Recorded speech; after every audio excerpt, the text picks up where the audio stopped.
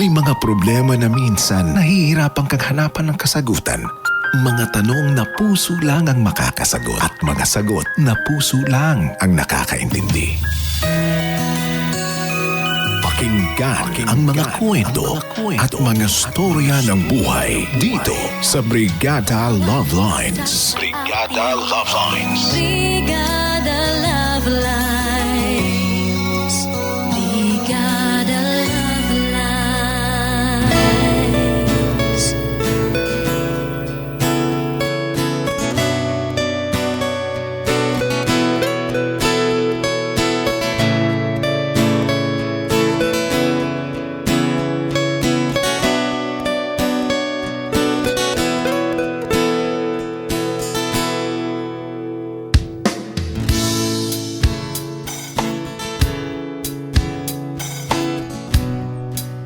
Dear Brigada Love Lines, sa panahon ngayon, uso na raw na ang babae ang nauunang magpahayag ng kanilang nararamdaman para sa isang lalaki.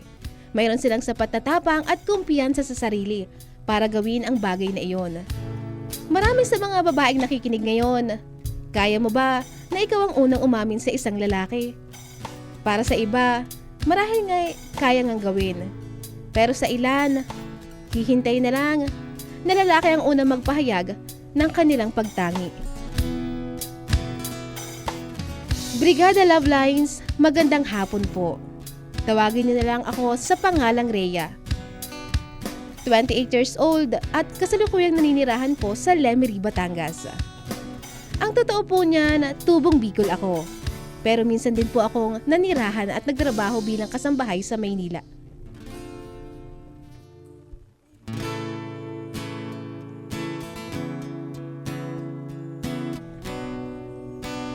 Naindin po ako noong magtrabaho ako sa bahay ng tiyahin ko. Mahirap po kasi ang buhay namin sa probinsya, kaya naman sa murang edad ay nagkaroon ako ng responsibilidad sa pamilya ko. Maraming problema, maraming pagsubok, pero palagi kong sinasabi na kaya ko to at laban lang. Pero kahit ganon, nananatili po sa akin ang ugali kong masiyahin, makulit at positibo sa buhay. Kaya nga kahit nawali ako sa magulang at kapatid ko, hindi ako nahirapang mag-adjust noon sa Maynila.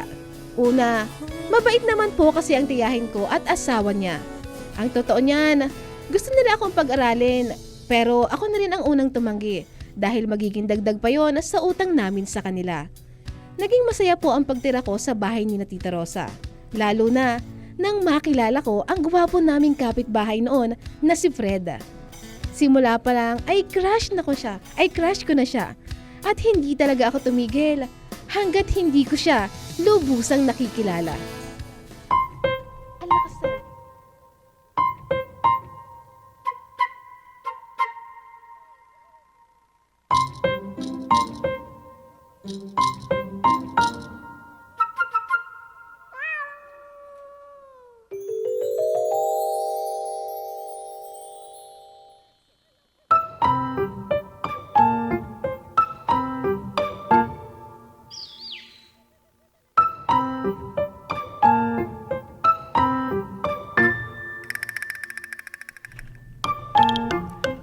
Fred! Kumusta naman ang araw mo?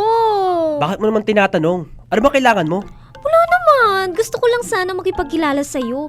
Ilang beses na kasi kitang nakikita dito. Nakakatinginan kita. Kaya curious ako kung sino ka. Hay nako miss, huwag mo nang alamin kung sino ako. Sige na, makikipagkaibigan lang naman ako eh. By the way, ako nga pala si Rhea. Baka kasi hindi mo pa alam ang pangalan ko eh. Wala naman akong balak alamin miss, kaya okay lang kahit di ka na magpakilala. Alam mo Fred, mas maganda sa magkakapit-bahay na magkakakilala. Ikaw ba may-ari ng bahay na yan? Ay kasambay lang ako dyan at saka bago lang ako rito. Mga 3 buwan pa lang. Ikaw bakit mo naman itinatanong? Interesado ka sa akin no? O sige, magtanong ka pa ng tungkol sa buhay. Willing to share naman ako. Miss, ang dami mo agad nasabi. At excuse me lang hindi ako interesado sa'yo. Eh, tita ko yung may-ari ng bahay. Mamasukan lang ako. Ikaw ba? Anong trabaho mo dyan? Obvious ba? Kita mo na kung anong ginagawa ko? Ay, Oo nga pala, nabanggit na sa akin ni Aling Jonah na caretaker ka raw ng bahay na yan. Pwede bang ikaw na rin ang caretaker ng puso ko? Alam mo, kung wala kang magawa sa buhay, huwag mo ko istorbohin. Marami pa akong gagawin. Diyan ka na nga. Ito naman, ang sungit-sungit. Pero alam mo, gusto ko yan. Gusto ko yung mga lalaking masungit, pa-hard to get. Mas na-challenge ako eh. Ako naman, ayoko sa mga babaeng hindi nahihiya. At ikaw yun. Gusto ko lang namang kilalanin ka eh. Wag na nga sabi. Pwede ba umalis ka na? Ayoko ng audience habang nagdidilig ako ng mga halaman. Sana, susunod, ako naman ang yung mga halaman naman namin dito yung madiligan mo. Sira talaga tong babaeng to. Ikaw ipinagli ka ba ng nanay mo sa sama ng loob? Suplado. Pero sorry ka, hindi ako basta-basta tumitiklop sa pagiging suplado mo. Gusto pa rin kitang makilala, Fred. Ay naku. Sira na ang araw ko dahil sa'yo.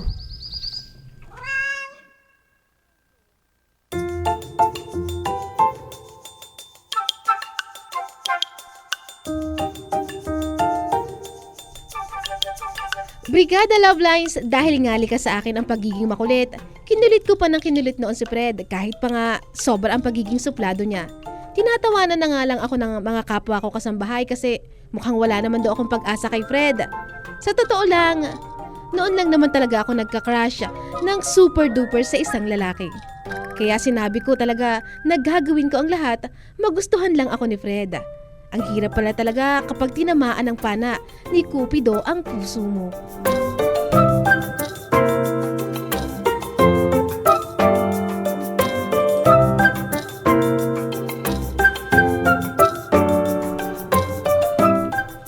Psst! Fred! Huy! Bakit na naman? Anong kailangan mo? Busy ka ba? Oo, hindi mo ba nakikita? Busy ka saan? Sa pag-upo at pagkikipag-text? Ano bang pakialam mo kung nakikipag-text ako? Ulo! Oh, wala naman pala eh. Ikaw, Rhea, kung binabalak mo na namang bisitin ako, wag ngayon na. Ito naman, galit na naman siya. Usap naman tayo. Wala naman tayong pag-uusapan. At saka, wala ka bang trabaho? Ang aga-aga. Hindi ka nga pa ata nakakapag-toothbrush eh. Nandito ka na agad? Hoy, hindi nakapag-toothbrush na ako. Kung gusto mo, ikis mo pa ako para malaman mo. Halika rito. Ano ba? Nakadiri ka naman eh. Mangilabot ka nga. Alam mo, sinasayang mo lang ang oras mo rito. Umalis ka na. Sa isang kondisyon. Pay mo ng number mo. Ayoko nga. Baka mamaya lalo akong mawala ng katahimikan kapag ibigay ko sa'yo ang number ko. Dali na. Ang damot naman nito. Ayoko. At saka, baka mamaya malaman ng nililigawan ko na ibinibigay ko yung number ko sa ibang babae. Miniligawan ka? Kakasabi ko lang, di ba? Meron. Ano? Okay na? Maganda. Aba, syempre naman. Maganda din naman ako. Matangkad. Kulot nga lang ang buhok ko. Pero kapag naipariban ko yan, mas gaganda pa ako. Wala naman ako sinabi ah. At saka, bakit ba bigla naging tungkol sa'yo? Ay nako, babaste din ka rin yan. Wag ka nga. Bawiin mo yung sinabi mo. Ayoko, babaste din ka rin yan. At kapag nagkataon, wala ka ng choice. Kundi ako naman ang ligawan mo. In your dreams. Kahit pa magugunaw na ang mundo, hindi ka liligawan at hindi kita magugustuhan. Aray ko, sobra ka naman. Basta kahit ano pa ring sabihin mo, gusto pa rin kita at wala ka ring magagawa.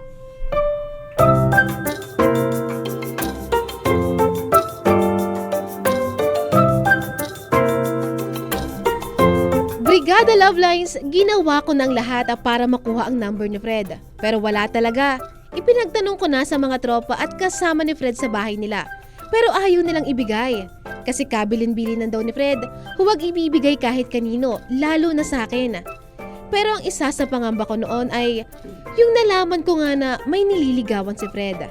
Iisa lang ang gusto kong mangyari, ang malaman kung sino yung babaeng nililigawan niya. At nang malaman ko na kung sino, ginawa ko na ang isa ko pang alasa.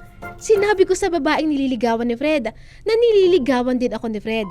Paraan yun, para isipin ng babae na manloloko si Fred at basta din siya.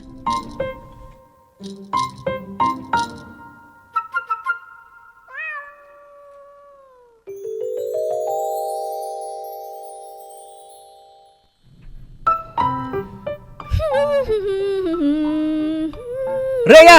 Ay, kabayo! Ano ba? Bakit ka ba nanggugulat? Pwede ba? Huwag kang umata na nagulat.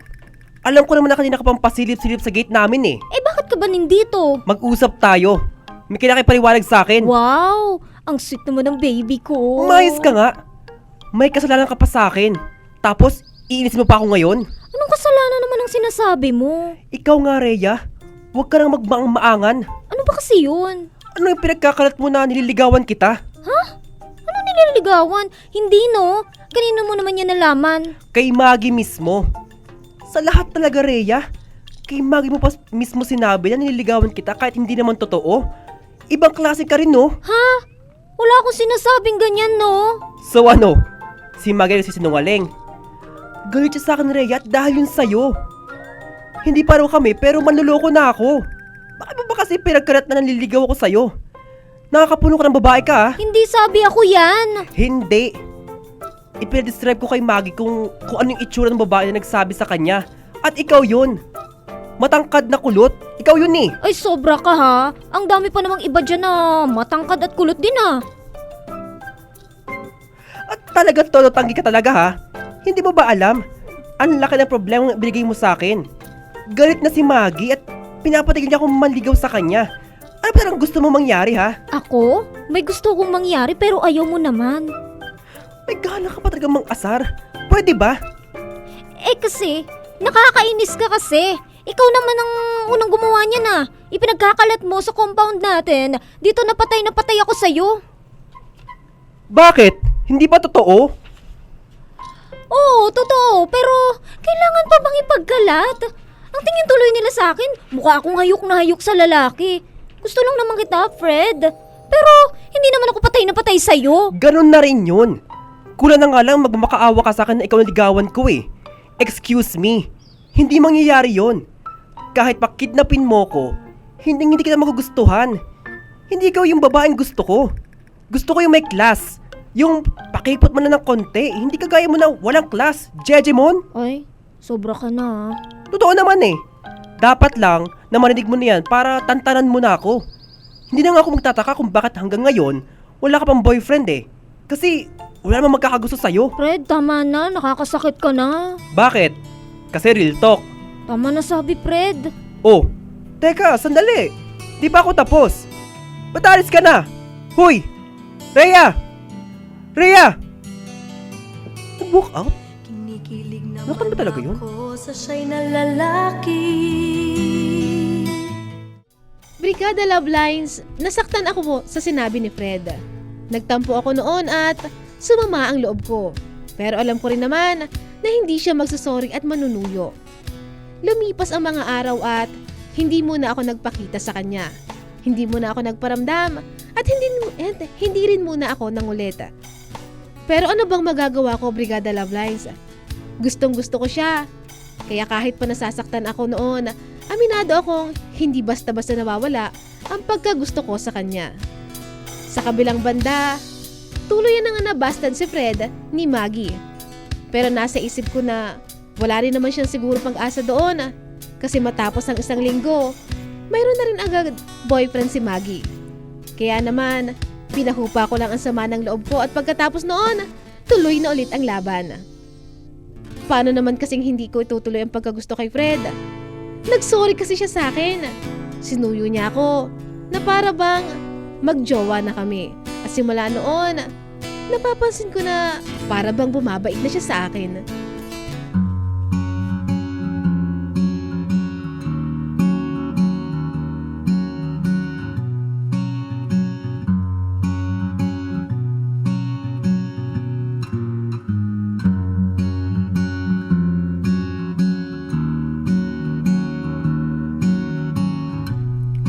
Fred, dito ka na sa tabi ko umupo. Ito na lang ako sa tapat mo para kita ko yung mukha mo. Wow, parang gusto kong kiligin dyan sa sinabi mo ah. Ano bang gusto mong kainin? Pwede bang ikaw? Ano? Sabi ko, ikaw na ang pumili. Ikaw na ang bahala. Pero parang feeling ko mas mabubusog ako kung ikaw ang kakainin ko. Puro ka naman kalokohan eh. Masyado ka kasing seryoso. Sige ka, maagang kukulubot yung mukha mo. Sayang naman ang kagwapuhan mo. Nambola ka na naman. Pero maganda ka ngayon ah. Ay, talaga ba? Ano ka ba? Matagal ko nang alam yan, no? Pero, thank you ha. First time mo yung sinabi sa akin. Rhea, talaga bang ganyan ka kakulit at kajolly? Oo, una pa lang naman, ganito na ako, 'di ba? Ako kasi yung taong ayaw ng drama. Happy lang palagi. Ang galing din kasi. Hindi ka yung paligoy-ligoy. Oo naman. Kaya ikaw, kung gusto mo rin ako, sabihin mo na ha. Huwag kang totorpe-torpe dyan. Para naman bago tayo umuwi. Jowa na kita. Hindi ka lang paligoy-ligoy. Ang bilis mo rin. May lakad ka ba? Magmamadali. Hindi ba pwedeng magpakipot naman ako? Pakipot-pakipot pa. Sus, kapag mahal mo.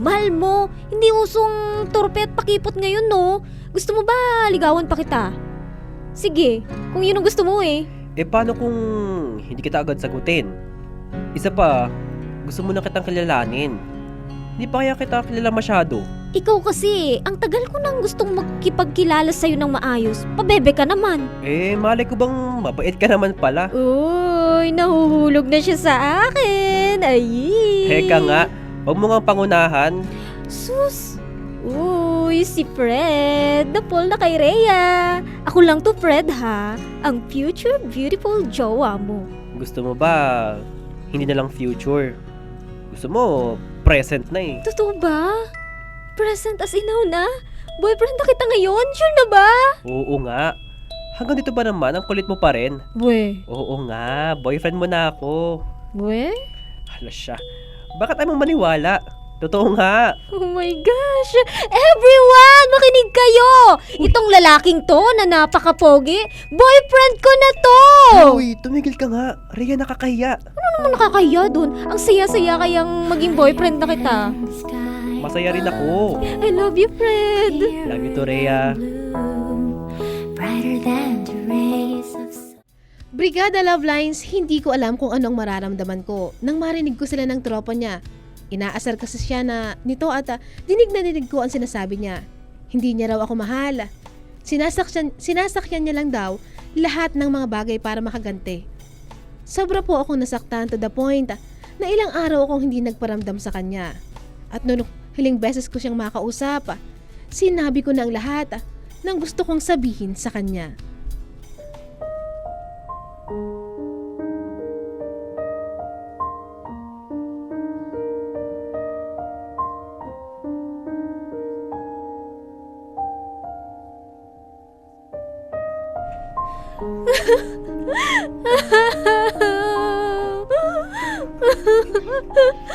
Ano, Fred? Hindi ka ba talaga magsusorry sa akin? Sobra mo ako nasaktan. Bakit mo naman ginawa yun? Alam mo, Rhea, quits lang tayo. Akala mo ba magugustuhan talaga kita? Di sana, hindi mo na ako pinaasa. Hindi mo na ako pinaniwala na gusto mo rin ako. Di mag-move on ka. Kalimutan mo ko. Madali naman yung gawin eh. Pabor na pabor pa sa akin. Okay nga sana kung mabilis kitang makakalimutan eh. Pero hindi naman ganun kadali yun. Ito ang tandaan mo, Rhea, ha? Hindi ako magkakagusto sa kagaya mo. Malinaw naman eh. Umpisa pa lang. Hindi talaga ikaw yung tipo ko. Kaya kasalanan mo na yan kung naniwala ka sa mga I love you ko sa'yo. Walang hiya ka. Wala kang karapatang paglaro ng nararamdaman ko. Sorry ah. Ano? Maniniwala ka ba na sincere ang sorry ko? Fred, minahal kita eh. Una pa lang, mahal na kita. Hanggang sa pinaniwala mo kung mahal mo rin ako. Akala ko, totoong mahal mo na ako kasi mukha namang totoong lahat eh. Bakit mo naman ako sinaktan, Fred? Mas tanggap ko pa yung pambabastad mo sa akin noon kaysa sa ganito. Uulitin ko lang, Rhea. Wala akong kasalanan dyan. Bahala ka na. Salamat sa saglit. Salamat sa sakit. Ako'y di magsisisi kahit di ka na sa akin. oras man ako'y lilingon, makikita sa tabi na minsa'y sandali kang naging akin.